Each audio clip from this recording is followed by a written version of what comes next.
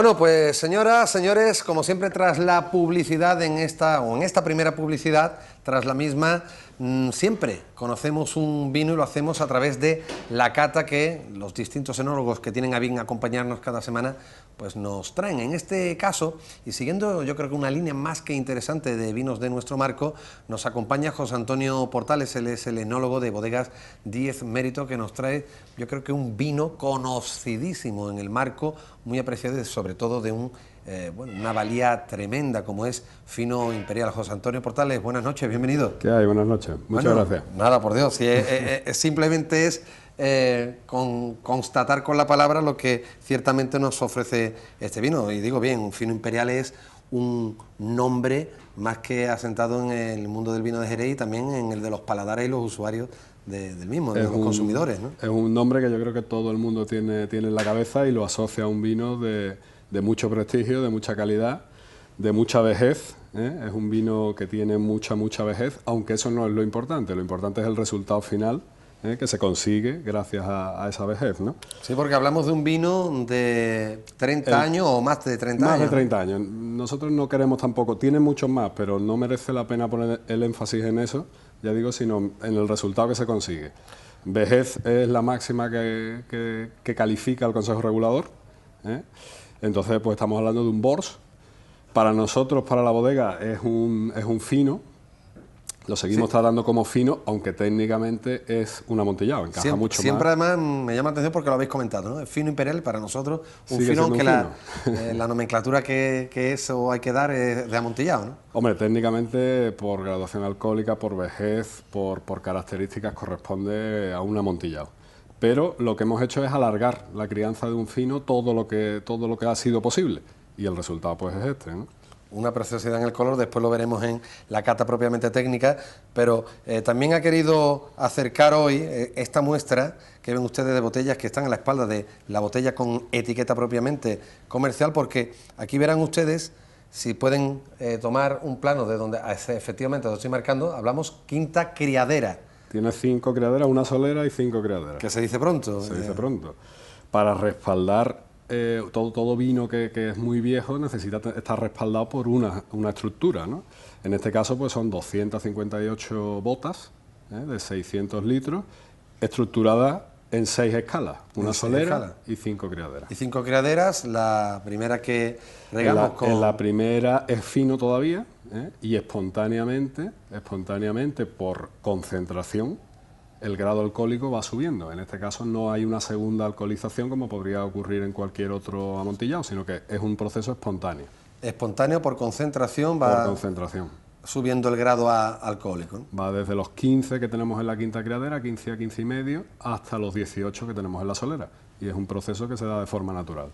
Decíamos que en la primera o en la quinta, la primera que se rocía, es un fino y esa crianza se lleva hasta la extenuación. Hasta el límite. Hasta el límite, hasta la desaparición, todo lo que se pueda del velo de flor. Exactamente. En la quinta tenemos velo de flor, pero es un velo ya débil, porque el vino que entra en la quinta es un fino muy viejo que ya prácticamente ha agotado todos los nutrientes.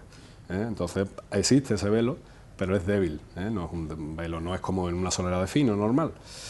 En la cuarta criadera ya es más difícil encontrar ese velo de flor, ya ahí está luchando por sobrevivir, pero ya ahí tiene pocas posibilidades. Pocas posibilidades. ¿Qué podemos contar de la historia de este vino? No sé si en relación al nombre, Fino Imperial, ¿conocemos algo? ¿Fue un nombre que en su día se le otorgó por parte de la bodega? Sí, es un nombre, bueno, era un vino ya de mucho prestigio que pertenecía a los hermanos Díez. Y bueno, pues ellos explotaron con ese nombre el vino más prestigioso que tenían en su bodega y nosotros pues hemos tratado de mantenerlo. Es un vino que se localiza en la bodega... En Bertemati. Bertemati, concretamente, de las dos que hay, pues prácticamente... Originalmente estuvo en los claustros de Santo Domingo, conectando un poco con lo que has estado comentando antes, ¿no? Curiosidad. Con el otro invitado. Ese fue la cuna de este vino. Después estuvo en el edificio 10 Mérito, que está enfrente de la Renfe. Ahí estuvo también muchos años y por último pues lo hemos trasladado a Bertemati, y el traslado se ha hecho bota a bota con el vino, o sea cada bota se ha trasladado con su propio vino. Eso será también como yo digo, harina para otro costal, pero que tendremos que tratar porque el traslado de los vinos no se pueden ustedes imaginar lo dificultoso que es y el mismo que hay que tener, sobre todo si hablamos de vinos de crianza biológica. Es lo que más asusta a un enólogo jerezano, trasladar vino, ¿no? Trasladar es poco vino. amigo de traslados, ¿no? Sí, sí, son crianzas que son muy largas, son procesos de muchos años y bueno, hay muchos parámetros, algunos son conocidos y otros no sabemos cómo va a responder, ¿no? Claro. A las nuevas ubicaciones y normalmente es un problema. Pues José Antonio, yo no sé el número de botellas que se ponen en el mercado. Anualmente... Las sacas son pequeñas, hacemos dos pequeñas sacas al año y en total entre 1.000 y 1.500 litros, mucho más no ponemos a la venta. Bien, que se corresponden con algo más de botellas, claro, si Sí, hablamos de botellas de 75. Pues son de 75, hay que hacer la cuenta. Hay que hacer la cuenta, pero... Hay unas 2.000 botellas más o menos, ¿no? ¿Mercado principal? Está repartido entre España y exportación, ¿eh? Ahora mismo los mercados asiáticos, los mercados emergentes, pues están demandando productos de alta gama, de calidad, ¿eh? Y bueno, pues ahí estamos haciendo muchas cosas y después aquí en mercado nacional también. Y de los comentarios, halagos, etcétera, de la prensa especializada que recuerde José Antonio Portal, ¿le recuerda o algún piropo a este vino que diga, hombre, a mí como enólogo me... Ahí me coge. no recuerda ahora mismo, ¿no? No recuerdo, se han dicho muchas cosas, ¿eh? Yo me quedo con que es un vino que yo creo que todo el mundo tiene, que todo el mundo sabe, nadie se queda en blanco cuando te dicen vino imperial, sabes que se trata de un vino Bols y que es un vino de alta gama, de prestigio. Yo siempre que lo he comentado he dicho, bueno, fino imperial, la verdad que las personas que lo conocen, que son muchas, siempre han dicho un O de exclamación, sí, ¿no? que, de acercarse ante un vino, sin duda alguna, grande. Impone respeto, es un vino que impone mucho respeto. Pues si te parece, José Antonio, empezamos propiamente con esta, siempre decimos, mini carta técnica, empezamos a palpar por los sentidos lo que nos transmite este vino. Si te parece, empezamos por la visual, en compañía también, no quiero olvidarlo, de nuestros compañeros del Máster de Vitivinicultura en Climas Cálidos y también de José Luis Jiménez, que se encuentra ya presto para la próxima sección que abordaremos en unos minutos. Muy bien, bueno, pues hablar del fino imperial pues es hablar de un vino muy viejo, ¿eh? Si empezamos por la fase visual, pues vemos que tiene un color ámbar, ¿eh? No es un color muy alto, ¿eh? Es un color que yo diría pues bastante elegante, ¿eh? Pero que quizás llama un poco la atención como vinos que son tan viejos, pues bueno, no presenta... estamos catando directamente de la bota. De la bota, ¿eh? En la botella está exactamente igual, ¿eh? Respetamos perfectamente el color natural del vino. Si nos lo acercamos a la nariz, pues bueno, la característica de amontillado sale inmediatamente, sale con muchísima intensidad, ¿eh? Es un vino que en todos sus parámetros pues es sobresaliente, ¿eh? En nariz es sobresaliente, ¿eh? ¿Qué os parece, compañeros, a la visual y al olfato, en nariz? Pues está muy... tiene un color precioso, quizás tiene unos reflejos verdes, ¿no? La vejez dicen que le da el tono, una línea verdosa en el filo, quizás, ¿no? Siempre me llama la atención a mí también los tonos anaranjados. Sí, sí. Dentro de ese, no sé, caoba claro, tiene un color precioso. Yo lo definiría un poco como ámbar, ¿no? Ámbar, ¿no? O ambarino, sí. Y aromas que sugieren dulce, ¿no es cierto? Yo le encuentro mucha vainilla. Claro, que sugieren mucho dulzor. El alcohol engaña a veces, ¿no? Claro. Bueno, en este caso 18 grados no es un grado alcohólico muy alto, pero normalmente ese tipo de graduaciones al principio pueden parecer un poco dulces. Por supuesto es seco, terriblemente seco. La madera, por supuesto, presente. Tiene una madera muy elegante, elegante. Tiene una madera muy bien integrada, y muy elegante. Se ve que es una madera noble. Una de las cosas de los vinos quizás, ¿no? de años, ¿no? Esa integración de todos sus componentes. Sí, estos son vinos que a nivel analítico, por ejemplo, tienen acidez volátil alta, tienen acidez total alta, pero está todo perfectamente integrado. La gran... Nadie en nariz no, aunque sale, los que conocemos un poco esto sale, lo detectamos, pero está perfectamente integrado. Si estuviéramos con este nivel de acidez volátil en un fino, casi no podríamos olerlo, vamos. Un fino con 1 gramo, con 0,9 de... Fue fino. Fue fino. ¿Qué matiz queda después de tantos años? ¿Qué recuerdo nos puede quedar en olfato, quizás en gustos más? Si lo comparásemos con un oloroso lo veríamos inmediatamente. Claramente, es decir, ¿no? Claro. La crianza oxidativa ha sido mucho más prolongada que la biológica, porque ha durado muchos más años. Pero ese comienzo, ese fino tan alargado de 8 o 9 años de crianza ha dejado un carácter huella, ¿no? en este vino. Pues vamos a probarlo. En boca tiene pues la astringencia clásica de un amontillado. Son ese azúcar residual tan pequeña, que en estos vinos pues puede ser de menos de 2 gramos por litro, hace que la lengua pues se quede perfectamente impregnada, sí. y que la astringencia pues sea es algo que es difícil de explicar, porque a mí me encanta. Cuando lo explicas parece que estás diciendo que es un defecto. Pero siempre lo decimos, que poner, ¿no?, ¿verdad?, palabras a las sensaciones es algo complicadísimo. ¿Qué os ha parecido? ¿Qué os transmite al gusto? Como decía José Manuel, la acidez alta, elevada, pero en conjunción perfecta con el resto de... La acidez total está entre 7 y 8 gramos por litro, que sería, muchas veces la gente dice, hombre, el fino es un vino que tiene acidez, es un poco difícil, y a lo mejor un fino tiene de 3 y medio. Claro.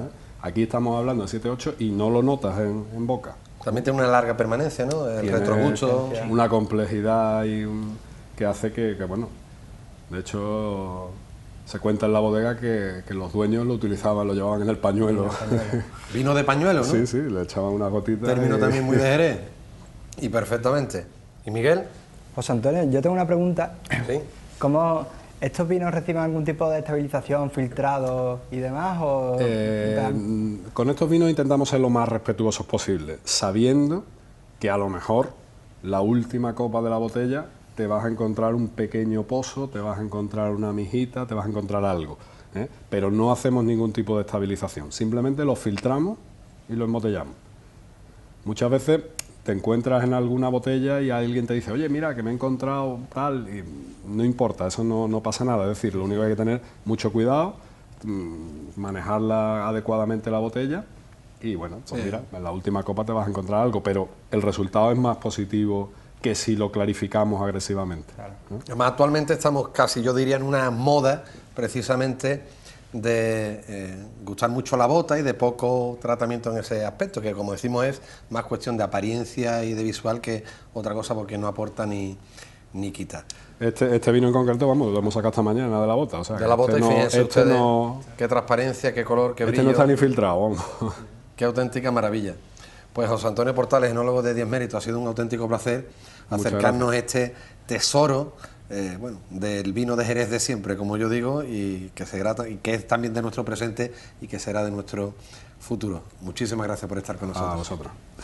Pues dejamos a José Antonio Portales. Yo, si ustedes me permiten, me voy a trasladar de nuevo hasta la mesa para dar las buenas noches a José Luis Jiménez, que también ha disfrutado de este fino imperial. Bienvenido. ¿Qué tal? ¿Cómo estamos? Muchas gracias. Bueno, disfrutando, es un placer.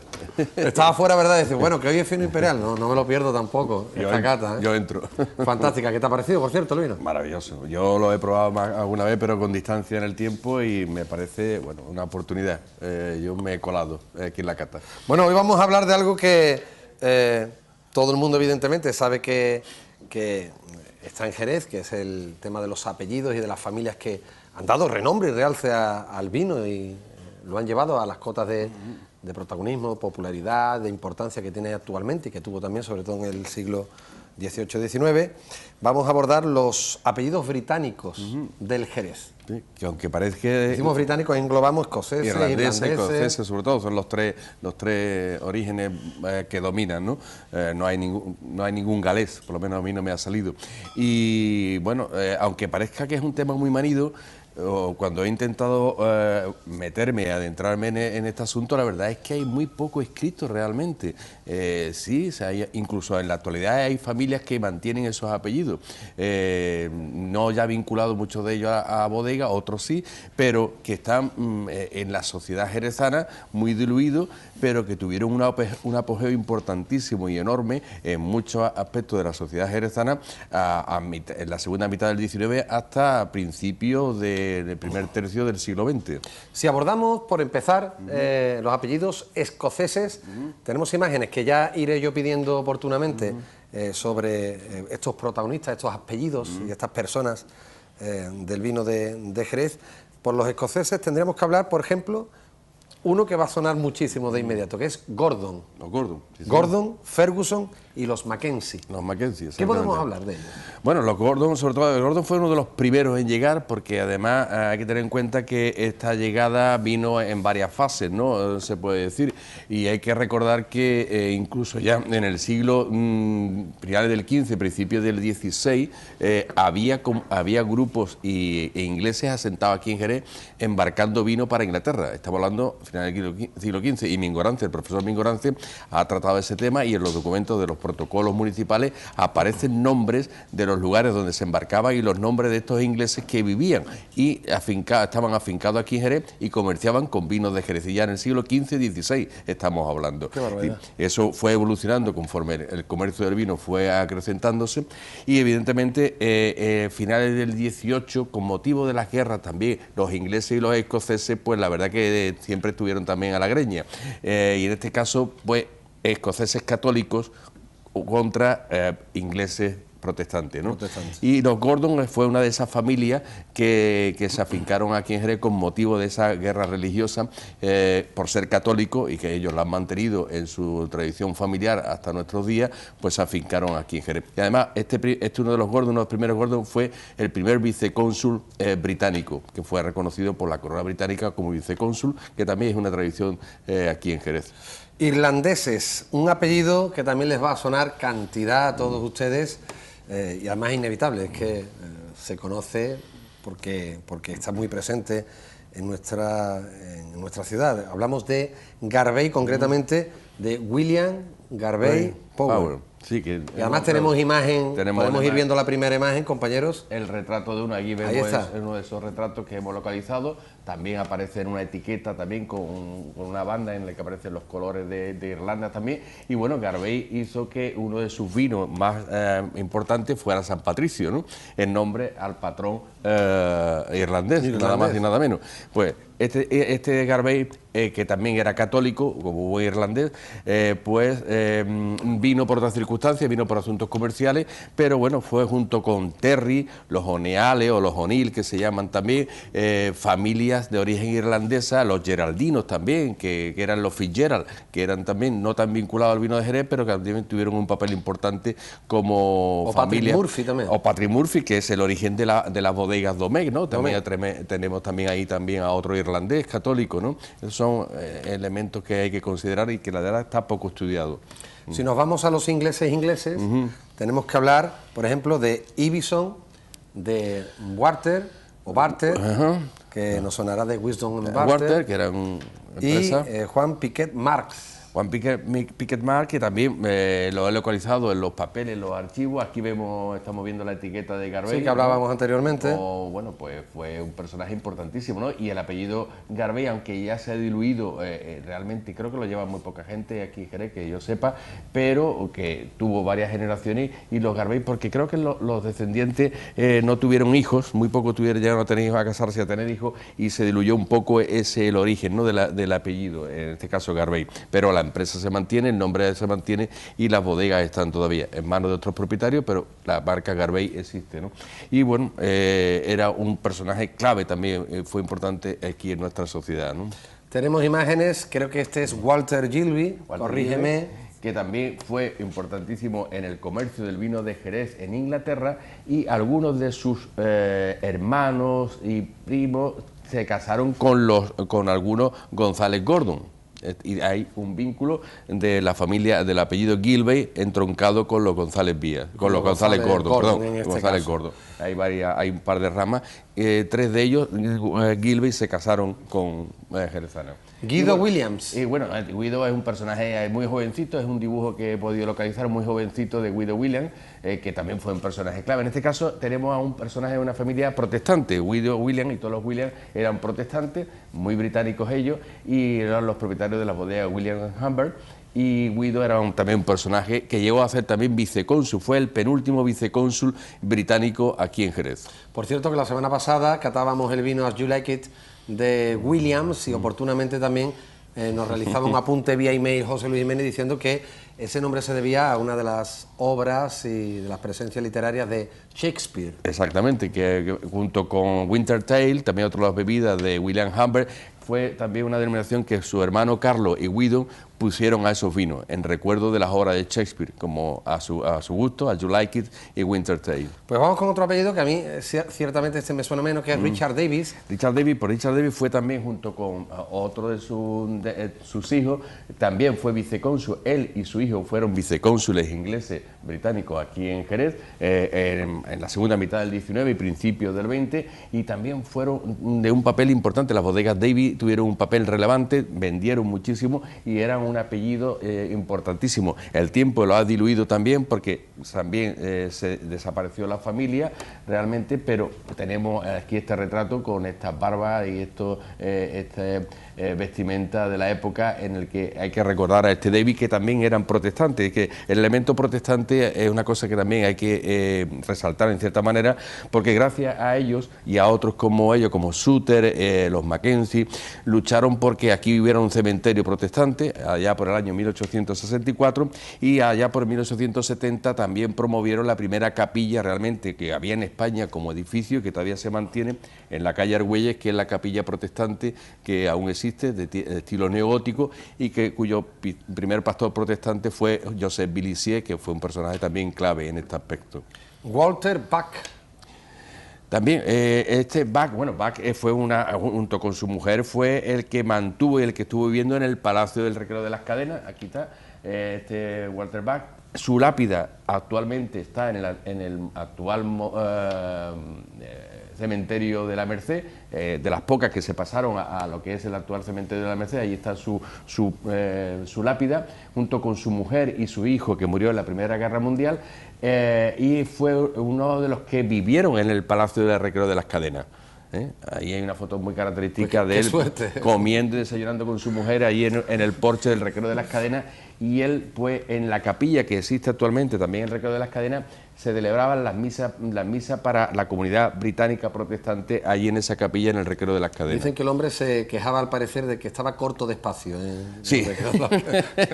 Qué alegría, ¿verdad? Podía andar tranquilo, allí tenía sus animales sueltos y era increíble. Bueno, vamos a terminar, a falta de ver algunas ilustraciones más interesantes, con este caballero, que es George Sutter. Sutter, también o George W. Sutter. Él vivió en la Plaza del Mercado y tenía las bodegas, eran las que ahora mismo son las bodegas Tradición.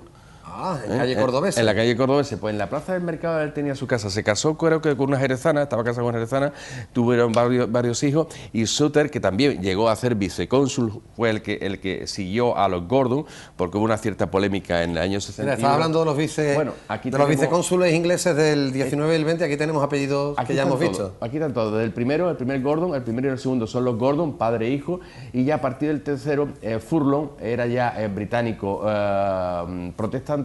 El resto fueron protestantes, y la última fue una mujer, la que fue secretaria de Don Guido, que aparece también a su lado.